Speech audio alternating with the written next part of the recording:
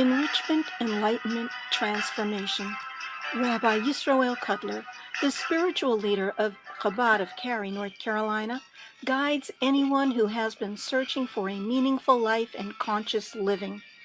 Join our discussions about the mundane, our daily activities, and then infuse every day with a spiritual twist from the inspired sages of the Talmud and Jewish mysticism, which many call Kabbalah.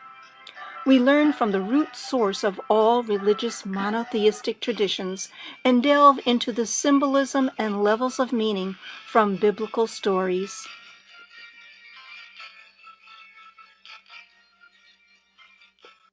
Good morning, everyone. Good to see you all today, the 13th day of the month of Tammuz, July 19th. The portion this week is Balak. And what's interesting about the Parsha is that if you were the cameraman and you had your camera on the Jewish people or on the Torah, wherever the filming was happening, where would the filming be? It would be on the Jewish camp always, right? From the time Moses was born until the end of the Torah, the lens would be on the Jewish people. Moses had a few years where he ran off in the land of Midian. So at one point it would be there, but the rest of the time it would certainly be on the Jewish people. There's only one place in the Torah where the lens, the cameraman, so to speak, shifts. And we hear the story from another perspective. And that's what in this week's portion. You ever think about it that way, Judy? We are now introduced to a nation that is afraid of the Jews. The nation's name is Moab.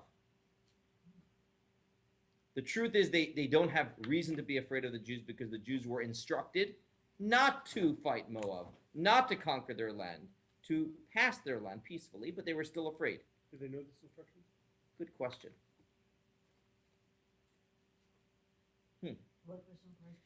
Did Moab know that the Jews were told that they were not allowed to conquer their land? Doesn't seem like he knew because even Bilam didn't.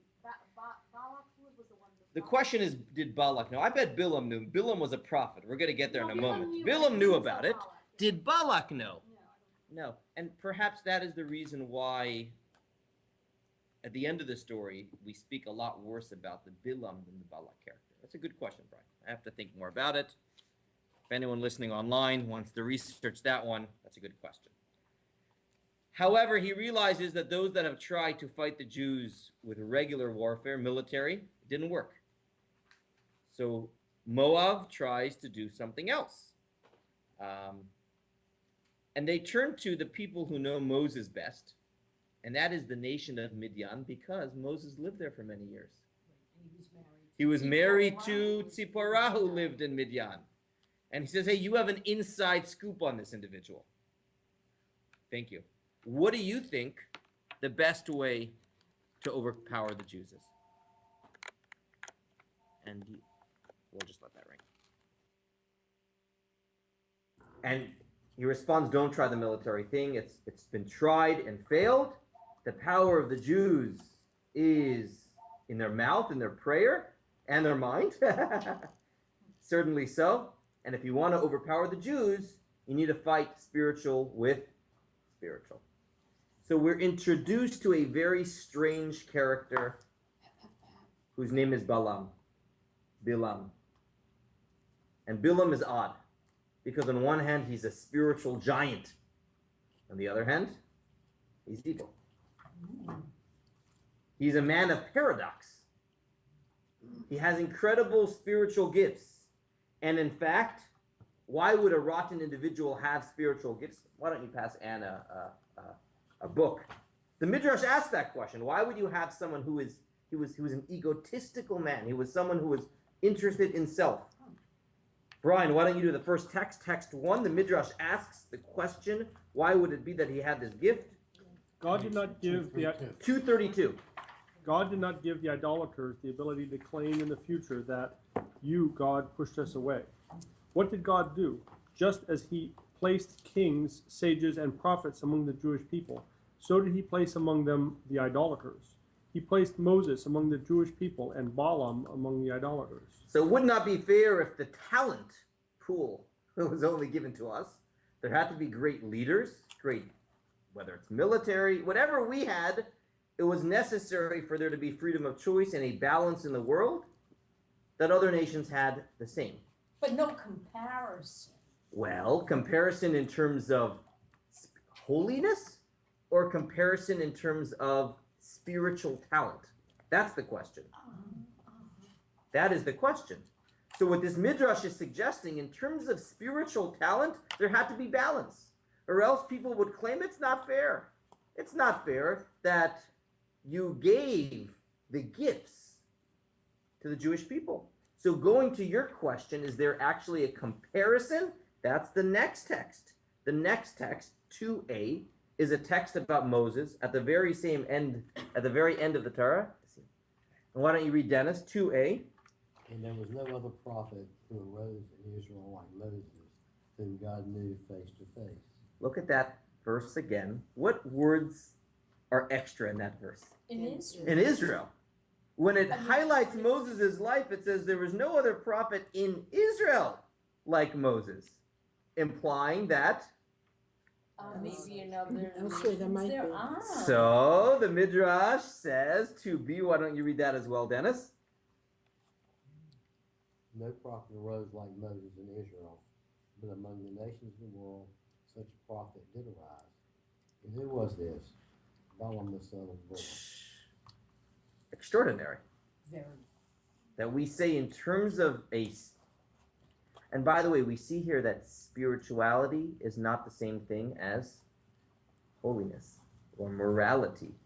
You can have someone who is spiritually very talented and yet lacks basic morality. It's odd to think of that.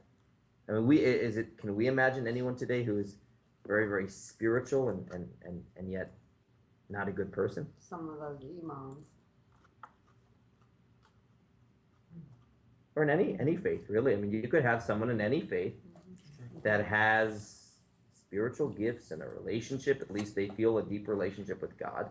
Now, you're going to say that the relationship with God is very much lacking if they're not a good person. Yeah, I think refine that a little bit. That would be someone who is a person initially of God, of spiritual, but then they twist the texts in order to meet some other need that's outside of the teaching. Absolutely. And I guess what's unique about Bilam is that even when he did do that, he still was gifted with talents from above, and not just physical talents, not just charisma, not just wisdom, but he actually, in days of prophecy, he actually had prophetic ability. That's what's unique about Bilam. He had prophetic ability, and Is there any other prophecy we know that Bilam had other than this? You're always one step ahead of me today, Stephanie. Sorry. I was actually not going to do this next text, but now that you've mentioned it, I'm just going to paraphrase.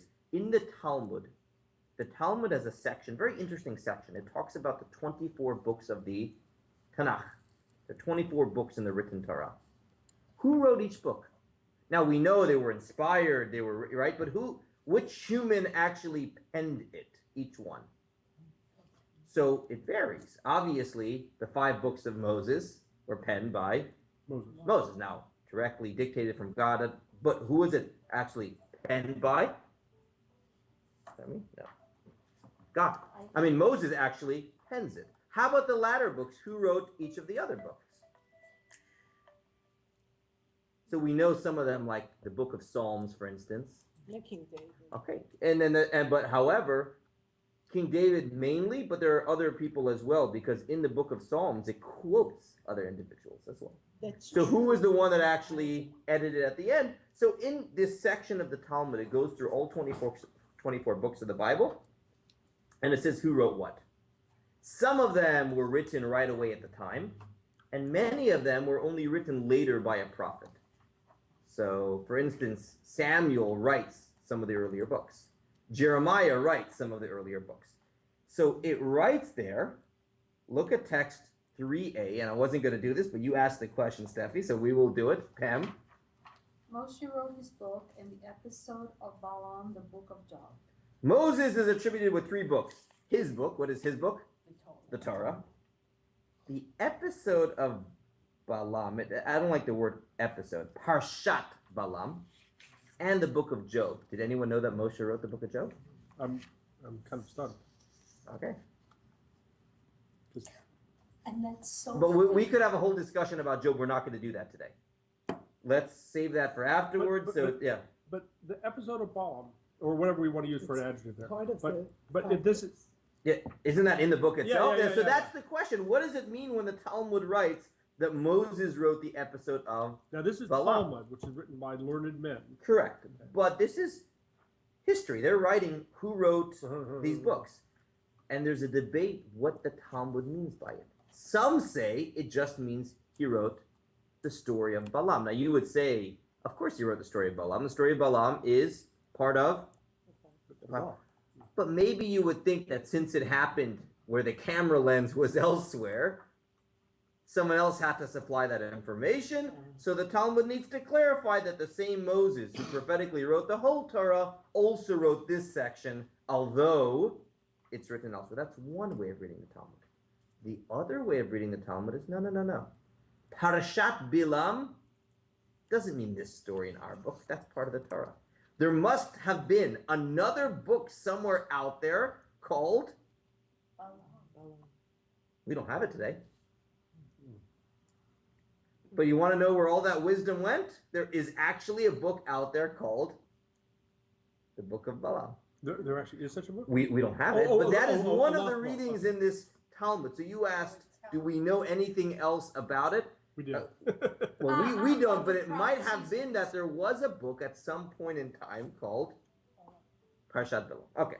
In any event, and you'll see text 3c say that it might be that this is not referring to the episode of Balaam as recorded in the Torah, but something separate at greater length, which was existent at least in the times of our sages, but it doesn't exist today. In any event, although his level of prophecy might have been on par with Moses, we know he was exactly the opposite in terms of character traits. If there's one trait that we know most about Moses, it is humility. If Moses was a non-prophet prophet, A not-for-profit. a non-for-profit prophet, Balaam was a for-profit prophet. It was always about what's in it for him. How can he become greater? And we have this, by the way, even today. Not with prophecy, but with other spiritual gifts. Someone who's truly holy doesn't advertise their holiness. Someone who truly has the ability to have divine insight doesn't go around proving it to people. Right? Bilam was the type that did that. The most egotistical individual. He demanded money for the work that he did. In any event, so Balak hires Bilam to try to use his spiritual talents to curse the Jewish people. And that is really the story in the Parsha. And each time he went, it's a very well-known story. He was trying to curse the Jews. He was unsuccessful. 2 times that happened. Let's just do the text inside. Text 6, 237. Rabbi, Yes. just please, from online, please ask the readers to speak up. Okay. If the readers could speak up, text 6 is from the Torah portion. Each time that Balak asked Bilam to do his deed, Barbara, do you mind reading text 6? God placed something in Balaam's mouth, and he said, "Return to Balak and say as follows." When he returned, Balak was standing next to his burnt offering, he and all the Moabite dignitaries. He took up his parable and said, "Balak, the king of Moab, has brought me from Aram, from the mountains of the east, saying, 'Come, curse Jacob for me, and come, invoke wrath against Israel.' How can I curse whom God has not cursed? And how can I invoke wrath if God has not been angered. Okay, so each time he was told to curse, out of his mouth came blessings. He says, this is a blessed nation. I am unable to curse them. And this happens 2 different times. He goes and attempts to curse, and blessings come out. And each time Balak gets very frustrated, very angry at him. What are you doing? And he says, I'm sorry, I can only speak what comes out of my mouth. However, on these 2 occasions, he's trying to curse them. Something changes the 3rd time. The first 2 times, he's trying to. He says, let's go to this spot. Maybe this spot I'll have some luck. Let's bring this offering. If I bring this offering, I'll have some luck. I'll try to outmaneuver God. The 3rd time, something changes, and that is going to be the subject of today's class, the 3rd attempt. And we're not going to do the blessings of the first 2 times. If you look in the Torah portion, you can see what those blessings were the first 2 times. We're going to focus on the blessing the 3rd time, text 7. Page 238. 238.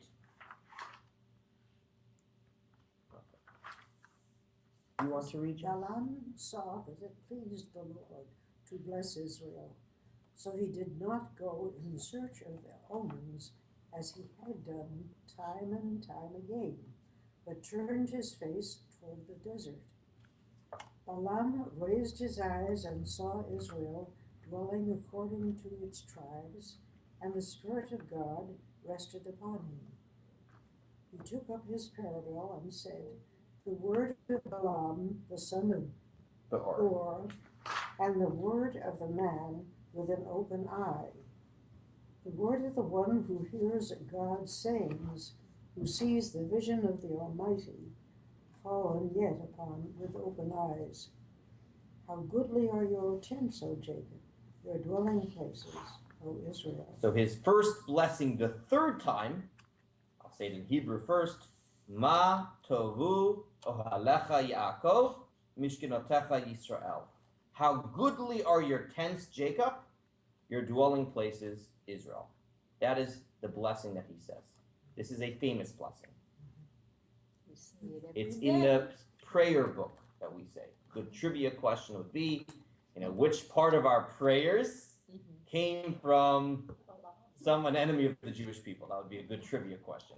Which part of our prayer book came from an enemy of the Jewish people? And the answer would be this line. How goodly are your tents, Jacob, your dwelling places, Israel. I would imagine that it's in every liturgy. Brian, it's in... Yes, yeah? yes, Okay. yes. And it's something that you say when you... At the beginning of the service, where is it placed? I think it's in the beginning. Towards the beginning. I think so, yes. Like walking to the sanctuary. Okay. It's also the second name of the Rebbe. Matovu, which one? Yeah, which one? How goodly are your tents, O Jacob, dwelling place of Israel. Oh, the verse that you say with the name, because it starts with The name. M and ends with... No. He has yeah. Mem I and guess, Lamed. yeah, but his second name was this. Mendel. There's a Correct. first thing you say for his first name, and this Beautiful, one you Pat. say for his second name. Beautiful. The Because it starts with a acrostic? Mem and ends with a Lamed Mendel. Beautiful. After between in preface Hamida, name. when you put Beautiful. your name and then you put his name. Beautiful. You say your For name. another It's after Fernando. class, we can say that. Fernando. Beautiful, Pat. Beautiful. What's This the was meaning of one- this verse? Why do we say it, first of all, when we walk into a sanctuary? So let's go. Remember a few weeks ago we had a class and I told you there's different layers of the Torah. There's Pshat, Remez, Drush, and so there's the literal meaning, there's the allegorical meaning, there is the lesson we derive from it, and there's the mystical meaning. Okay? In a moment, we're going to say what the literal meaning was. Why did Balaam say these words, how goodly are your tents? Well, let's do that first. Text 7c. Steffi, why did What he did say he these see? words? He saw that the entrances of their tents were not aligned to one another. He said, these people are worthy for the divine presence to rest upon them. That's Rashi. I love that Rashi. So That's he one of my notices favorites. something different about their tents. He contrasted it with home in Midian. It wasn't this way. The tents were not facing one another. So when Mr. Cohen went to go get his mail, he didn't see what Mr. Goldberg was eating for breakfast, because the openings of the tents were not aligned; they were opposite one another. And he says, "Oh, this is beautiful. That is the pshat. Rashi brings this. The simple meaning is what impressed him about the way they camped. Modesty. Modesty. And no rechilas, because Well, we're they gonna couldn't watch correct it. that when you see what's going on in someone else's home, what the result is. Gossip. And this impresses him. This impresses him so much that this time he doesn't even attempt to curse the Jewish people, unlike the first two. Now, when we say it at the beginning of a service, that's not what we're referring to. We're referring to a more allegorical interpretation, the second dimension. What is that? How goodly are the tents and the houses of prayer. You see that? When we say it in the Siddur, houses and tents refer not to the houses we live in, but houses of prayer, houses of worship, houses of study, houses of community. That is remez.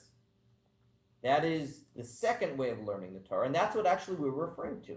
When we walk into a temple, a sanctuary, a shul, we acknowledge that we are walking into a holy place. This is a special energy over here. This is a place where God's divine presence rests. How good is this place? That's what we're referring to, actually. We're acknowledging the holiness of the place. Why does it mention both tent and resting place? According to that interpretation, Well, at least. the tent is the Mishkan. I don't. Oh, that's interesting. The tent might have been the temporary. But I've seen a Hasidic interpretation of that is even if our little prayer every single day is 45 seconds, even if it only represents something, a very temporary part of our day, there's something very, very beautiful. So for some people, the prayer and the study is a permanent part of the day. For some people, all it is a grab on the go. But even if it's only a grab on you go, it's only a quick stop, he still says how beautiful are your tents and your places of worship. In any event, that is the meaning of the verse when we study, and when we pray. But going back to the storyline, what impressed him? Privacy. So what we have to understand is, why was privacy that important that this time he decides not to curse the Jewish people, but bless them? So what we're going to do right now is switch over to the Talmud and discuss the laws of privacy in Jewish law. So section 2, page 240. Let's just take a step back. I mean, we live in a world today with very little privacy. Everything's out there. What do you think the detriments of that are? What is lost today from, well, first of all, why is there little privacy today? Would you say we live more, compare our lives today to a few generations ago, more or less private? Because I could see a case either way. What do you think? You think we're more private now than we were? Well, it depends. What do you think? I think everything's out there on social media. Everything's out there. Nothing's sacred anymore. And the interpretation of some of our arch enemies is so different from what it should be, because they're countrymen who are good people debunk these who misinterpret their fellows. Well, a simple example is an email. You send an email, you really can't tell the tone that a person means. Right. And it's out there right away, and it's so easy to hit the forward button right away, and then everyone has it. Do you think there's more privacy or less today? I mean, on one hand, people used to live, I'm not going to, in the days of the shtetl, I'm sure people were all on top of each other back then as well. We live in suburbia today where we each have houses that are not as close to our neighbors, I think, as they used to be. You know, you don't hear conversations from the kitchen window like they did in the old tenement buildings in when they were living in New York. But the flip side is social media. You know, I love the way today that the ads they suggest for you on the internet is the last thing you were searching for last night to buy. Ever notice that? Yes. Yeah? You know, Especially when Google and Facebook and these kinds of things collect every, all information out there and use it and sell it. Rabbi, Yes. Debbie's saying also Abraham had his tents open where he ran to teach and serve others. Interesting. So there are examples of where an open tent is a very good thing, a very good thing. That's certainly so. So where would you make that differentiation between the good and bad of openness? By Abraham, we're saying it's a good thing.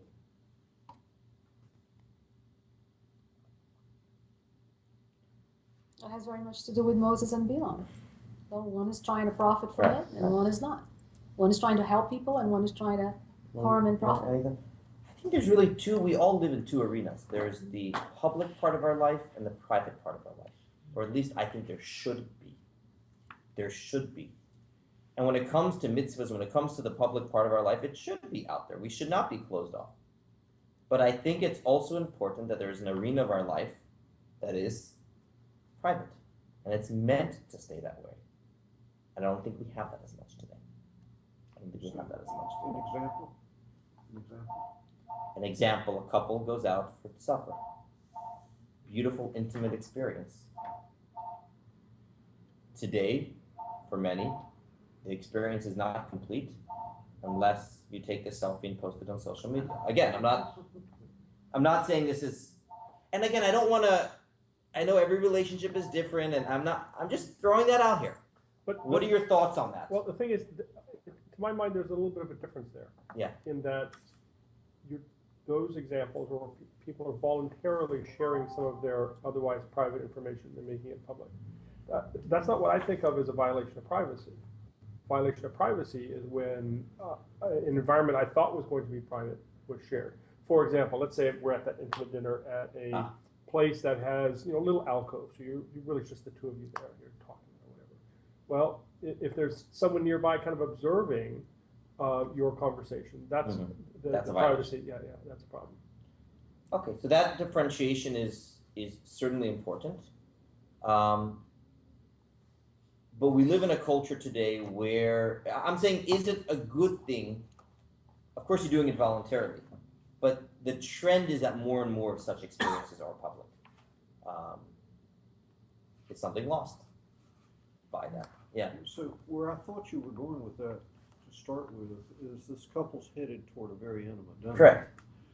But it turns out in this particular restaurant, the tables are so close. Oh. It is essentially impossible to have an intimate conversation without the people. Oh, that's what I wasn't even going there. Hearing Right. every word, and you do lose something in that circumstance. And what you lose, so you're inhibited in saying things that you would really want to say, and so that cherished privacy in that particular circumstance is not achieved. So that would be an example, again, of involuntary, not voluntary. Yes. And the question is, there certainly is a difference, but is there ever a problem even with the voluntary? So that's what we're going to do now in Jewish law. So we're going to go into legal laws here. Talmud, put on your Talmud hats for a moment. The Talmud writes as follows. Remember, in the old days, they lived very much in these courtyards. And what that meant is you had a bunch of houses around with shared space in the middle. In Hebrew, it's called a chatzer. What was that chatzer used for? Cooking, sometimes. Laundry, I don't know. Kids would probably play there. In Israel, do they still have this today? I don't know.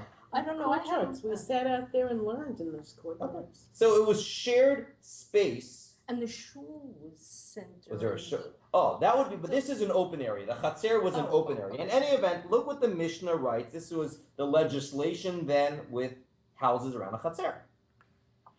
Text 8a on page 240. One should not make window openings facing a shared courtyard. So when they designed the houses, you shouldn't have a window opening over the chatzer, over the courtyard. Now you might say it's shared space anyways, right? But there's a difference. If there's no windows there, I only have to be concerned when I see people are actually out there. But if no one's out there, I can rest assured that it's private. Once there's windows, I lose a certain element of, oh, that's what Rashi says. The neighbor can claim, without the window, I only need to be concerned when you are in the courtyard, but when you are in home, I have privacy. Now, when the window is there, I must be concerned with my privacy. They had this legislation that you could not have a window overlooking the Cotlar. Okay. Now, what? Yes. It's interesting because the Indian people also had that. They lived in the same circle, and they're the center of their circle was this significant area. That I guess this was their area of community. So it's interesting. On one hand, it was community, and I'm sure they did many communal things there. But they may have also had times where they relaxed themselves, and you would want to be able to do that without people looking in. And what about people looking in from the courtyard into your house? Oh, interesting. That could also be a factor. Very good. And the Talmud even writes that if you do install such a window, that actually is a form of damage. The same way that if, God forbid, you destroyed someone's property, you'd be held responsible legally. There is a hezek, there is a look at text 9, visual damage is considered damage. Just like lighting someone's house, God forbid, on fire is a damage that you have to pay for, ruining their property is something you have to pay for. There is a tangible loss when you invade someone's privacy. So if someone has a house and you install a window right over there and look over, you are invading privacy and they have charges against you. Why? Why would that be considered a damage? Because there's value in privacy. Okay. And you've chipped away at it. What is the value in it?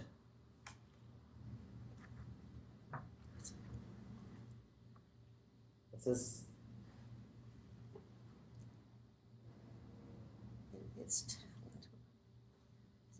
Can't hear. what is we're all thinking. We're thinking. Yeah. Well, you know what? As a private investigator, you leave your window open. I have every right to shoot into that window because Do you? you have invited me. Do you? In a way, In yes. Torah ways, maybe legally, but Yeah. Torah wise, would we say that?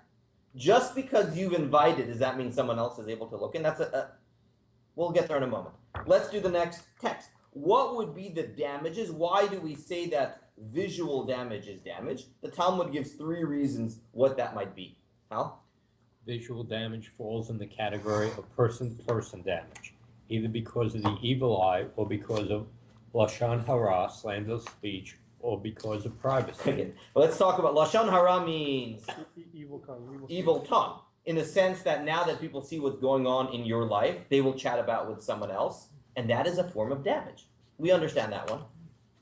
The privacy one means, the way I understand in the legal sense, Brian, you no longer can get full use of your house anymore. There's a certain use you can do when you know you can be yourself, and you cannot enjoy the chatzer to its full extent when that privacy is invaded. What is the evil eye? That's a little more mystical, spiritual, and that would be when everyone sees what's going. Ooh, look what they have! Look how much possessions they have! Look what kind of, and people will look at you with jealousy and envy and a lot. In any event. On the other hand, one of the And before you give the other hand, the same thing might be true with that Facebook picture I said. Ooh, look at what a beautiful relationship so it does 3 things. One is it causes gossiping. You see where they go out to eat? Whatever. One is, I wish our relationship looked like that, right? Hal, your question. The reverse is that the saying, would you put it in an email or say to a person, if it was made public, would you have done it? So does the privacy cause you to do things that you would not want the public to know about? Just Correct. the reverse. Correct. Beating your wife. But this is, This was considered their house, though. This is not the public. The chutzner was still part of their house. It was just shared space. But if I write a letter to you Yeah. that is negative, Correct.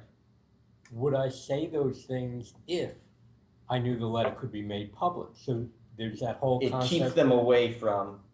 Right.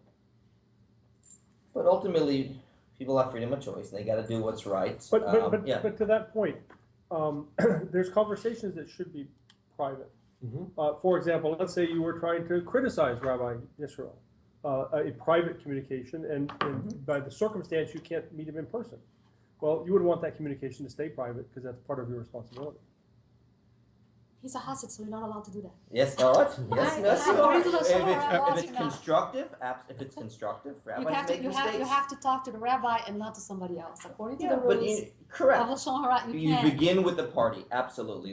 Yes. I was thinking of. There's a question online first. Yes. There is a comment from Debbie. She said it may not be a physical damage; it is a spiritual damage. However, when she lived in Israel, apartments were right next to each other. We could see everything going on in the other apartments. We watched neighbors Pesach Seder, where they walked around the table carrying bags. Perhaps it removes the other person's ability to remain humble and have humility about their life.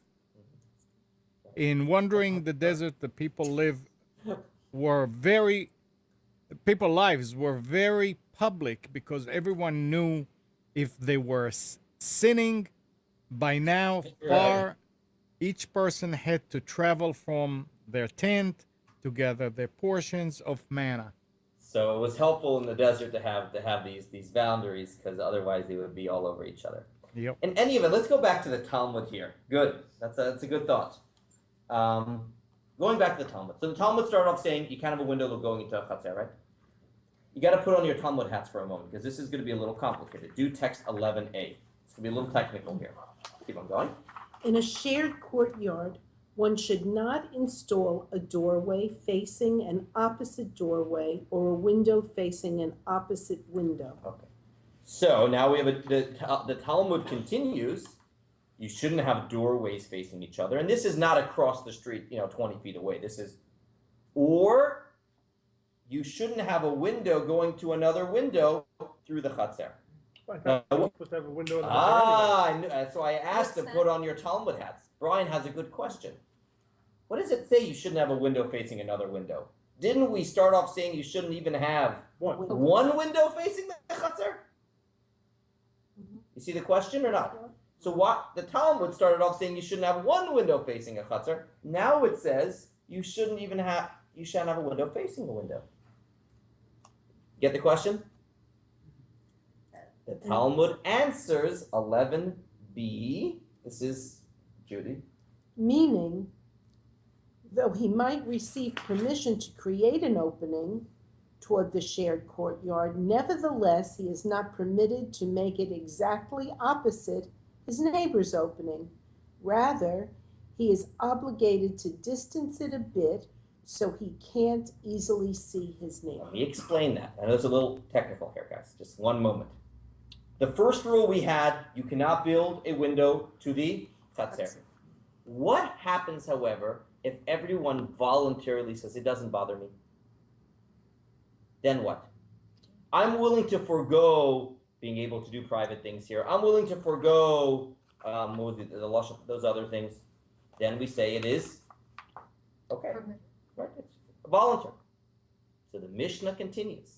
Even if someone voluntarily doesn't mind, even then the two windows cannot be facing exactly each other. And that's a good question. Why not? They don't mind. They don't mind. I understand you can't impose the window on someone. But the Mishnah is suggesting here that privacy is not just, a financial issue or a, something we can relinquish, but it actually is an issue of modesty. It's a religious issue. It's a moral issue. Going back to the question you asked, what if the person opens their window voluntarily? Oh, it's open, therefore I'm allowed to look in. No. You're not allowed to because you are invaded. So this is the key text. Everyone understand that? When it came to the regular window into someone's courtyard, are you able to waive that? The window to the courtyard, can you waive that? Yes, you can. Because what kind of activities were happening in the courtyard? Semi-private. I don't think they, right? Semi-private. So if someone wanted to waive that right, forego that right, so be it.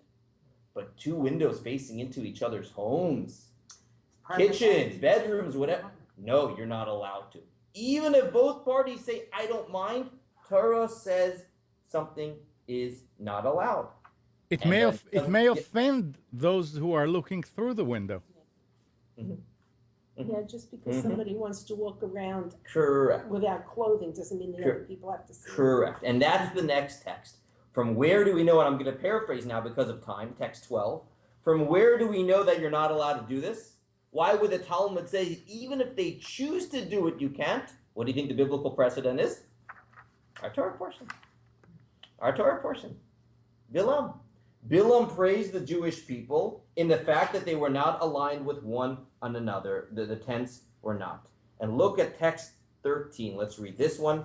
Please read out loud. Oh, where were we up to? Anne, you were reading? Text 13, 244. If the accepted practice is not to be particular about visual damage in the home and courtyard, it is a mistaken practice and lacks validity.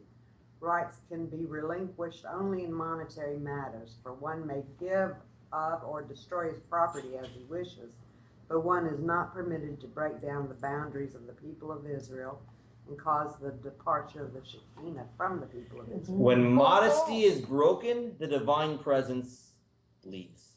Meaning, when Bilam looked at the Jews, what did he see? Intense modesty, and then the Spirit of God rested on him and he blessed the Jewish people. When we do not have private lives, we're saying something is lost in our holiness. There's a correlation between privacy, modesty, and holiness. And it's not only a monetary issue, something that you can relinquish, but it is a religious issue. Why? And because of time, I'm going to have to hold comments just for a few moments. Why? So we have a few texts that now discuss why privacy is a religious issue. The first is we know that one of the first vehicles that get us to sin is our eyes. We say it in the Shema, actually, the little chapter about the tzitzit. We read about it a month ago. It says, you should look at the tzitzit and remember my commandments, in order that your eyes don't lead your heart. Many, many sins begin with the eyes, by looking where one should not look. So the notion that looking doesn't hurt anything is not a Jewish idea. Right? It's just looking, right? Now that idea is not a Jewish idea because looking is the beginning of that, as text 14b says, the eye sees, then the heart covets, then the body does the avera. Eyes are not just camera lenses. There's a processor there as well, right? So when we see something, it triggers things inside of us. That's number one. But number two is dignity. Dignity. There's a certain dignity that we have by living a life that is not for the public. And I'll word it the other way around. I believe there's a dignity that is lost when our lives become too public. I know of someone who was on one of the reality TV shows. And I found it very, very sad.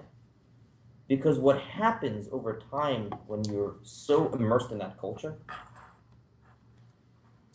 is that your own self-worth becomes what other people think of me. And that's that way with celebrities and everything else. You stop looking at yourself as yourself. There needs to be these two sides of us. There's who I am myself and who I am to everyone else. And both arenas are important. And when that is lost and your own self-worth becomes defined by everyone else, you've lost something. You've lost something. There's a dignity that is lost. Mystically, Now, even when it comes to God, there's two components of God, many components, but one is God as creator, God the way God is invested in the world, God the way there's divine providence in everything. And then there's a component of godliness that does what? That is above, transcends. Right? We say this every time we make a bracha. We say, Baruch atah, what do we say? Adonai and Elohim. Why do we say both? Because we refer to both dimensions of God. There's the dimension of God that is our God, involved in our lives. And then there's the mysterious, above what we can understand, above world, above creation. Was God God before there was a world? Yeah. Presumably, right? Good job. But both components are true of God. Similarly, in our lives, there should be two components of who we are. There's the we that everyone knows, that everyone has a handle on. And then there's the we that is, there should be circles. There's the me that's only available to my family. There's the me that might only be available to my spouse. And then there's a certain me. There's a very interesting text, 246. We're not going to do this because of time. Modesty exists even when no one is around. And therefore, Bilam sees the Jewish people who are very modest, and as a result, he sees holiness.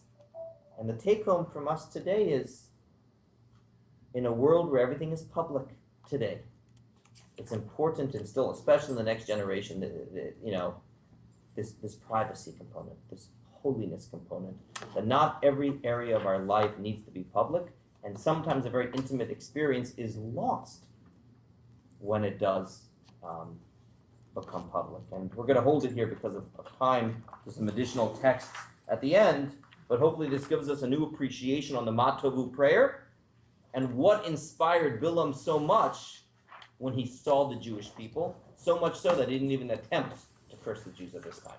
And he went out from the get-go to bless them.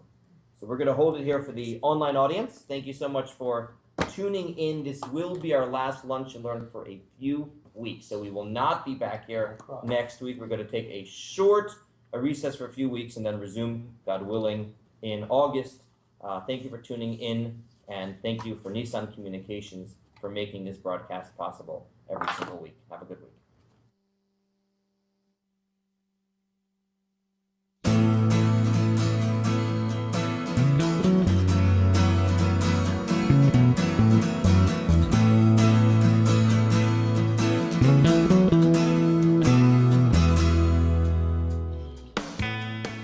You are tuned to the Nissan Communications Network. Our weekly lineup of call-in programs includes Computers 2K Now with Amnon Nissan, My Life, My Will with Gisela DiCarlo, The Tanya Love Show, Health Then with Debbie Bruck, Breaking Free with Marilyn Shannon, Triangle Be Well with Howard Jacobson, Lunch and Learn with Rabbi Yisroel Cotlar, Lessons of Vietnam with NCVVI members, Current Affairs with Amnon Nissan. And if you tuned in too late, you can always watch each program in its entirety or download an MP3 audio file of it in the archives section on nissancommunications.com. Don't forget to subscribe to our YouTube channel, follow us on Twitter, and like us on Facebook. Sponsored by Atomos.com, makers of quality video recorders and converters, CarolinaApparel.com, and DeltaForce.net.